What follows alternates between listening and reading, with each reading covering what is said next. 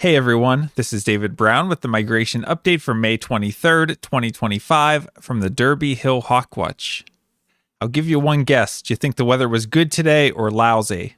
Okay, the weather was lousy again today. There were light winds that were mostly southerly, shifting around more westerly in the afternoon, but it was just rainy pretty much the whole day and just a very gloomy sky overall, so not good conditions for raptors to be flying at all, so there was no hawkwatch conducted today. Scanning out over the lake continues to be the most interesting thing to do. There's still a lot of gulls and terns around. There were a lot of swallows around today. Here we have a group perched on a wire. Most of these are barn swallows. You can see the really long forked tails extending back. There's a few bank swallows mixed in here as well, and maybe some other species. This one in flight on the right is a barn swallow. You can see those really long outer tail feathers on it. And at one point, there was a really big swarm of swallows flying back behind the garage, so I took a video.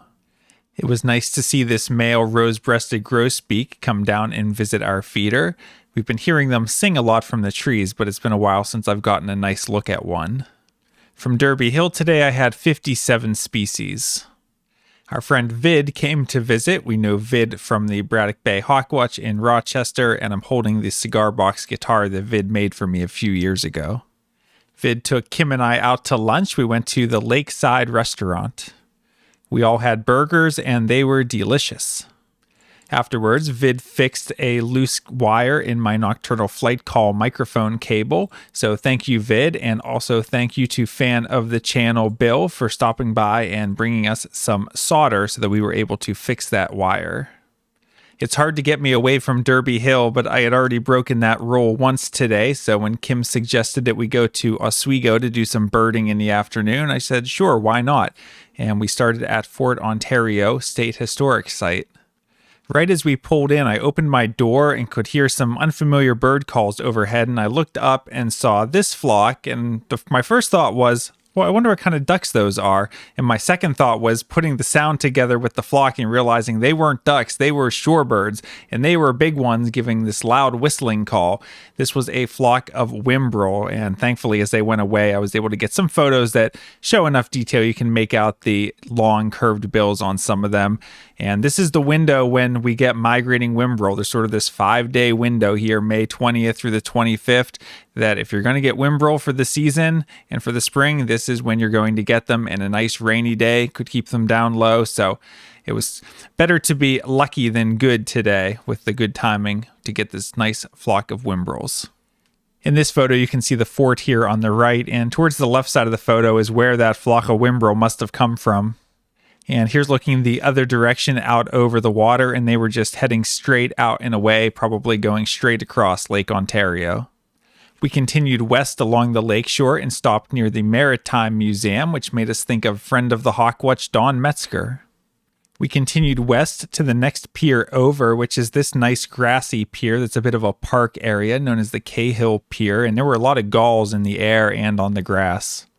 And it didn't take long to pick out another rarity in this laughing gull. Here's the same laughing gull in flight. Notice that the color of the wings in the back is a darker shade of gray than we see on things like ring-billed gulls and herring gulls. You have the completely black hood. Compared to a Franklin's gull, the laughing gull has a larger bill, kind of a more reduced white eye arcs around the eye, and less white to the wingtips. The laughing gull was very cooperative. When all the birds flew and then put back down, it was the bird that landed the closest to us. And you can see it here in the right side of the photo that it's very easy to pick out, even naked eye or in a cell phone photo like this one, just because of how much darker it is than all of the surrounding ring-billed gulls. And we finished up by birding at Breitbeck Park, which is another great spot that it was my first time there, but there were a lot of gulls that we were able to scan through, and we were hoping for some shorebirds, but the only ones we found were some spotted sandpipers. Taking a look at the forecast for tomorrow, it's looking cloudy with rain showers with a high around 50 and west-northwest winds increasing to around 10 to 20 miles per hour. I'd expect pretty light migration. For Sunday, it's looking cloudy with a slight chance of a rain shower, a little warmer with a high of 57 and winds west-northwest at 10 to 15 miles per hour. We'll be down at the South Lookout and expect light migration. Monday's looking a little better with mostly sunny skies, a high in the mid 60s, and light west-northwest winds. So we'll probably be down at the South Lookout again, but would expect light to moderate migration. All right, well, all this lousy weather gave me an opportunity to sneak away from Derby Hill a bit today, and it ended up working out really nice with a great lunch and then finding a couple rarities there in the afternoon with the Wimberls and the laughing Gall. So who knows, maybe I should sneak away more often. Looks like the poor weather overall is going to continue at least the next few days with some rain in the forecast and continuing cool temperatures. But hopefully we'll get some better days as we enter the end of the Hawkwatch season.